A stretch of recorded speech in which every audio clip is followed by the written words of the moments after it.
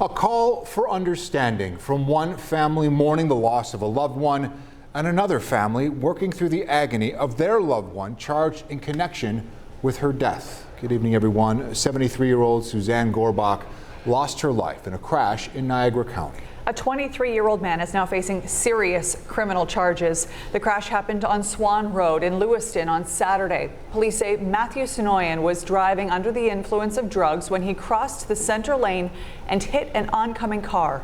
But it was a post on social media following the crash calling for that has added a new dimension to this tragedy. Our Olivia Proya explains.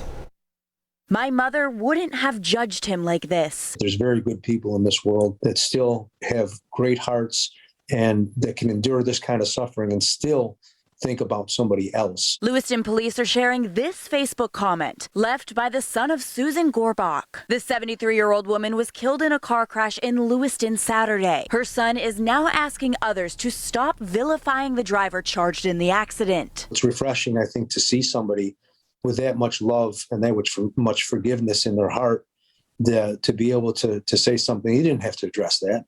He didn't have to say anything. The victim's son asked those writing comments saying the driver charged in the crash should rot in hell or worse to stop, saying, quote, "This was not one family but two families broken yesterday. This man will have to answer for this, but bear in mind that he is somebody's son, maybe somebody's father, maybe somebody's love, maybe somebody's husband. My mother wouldn't have judged him like this. And when you do, you dishonor her memory." It's so easy in a situation like that when you're a victim and somebody that you love has been hurt to lash out. It's a natural reaction, I think, for most people that you have to fight not to do that.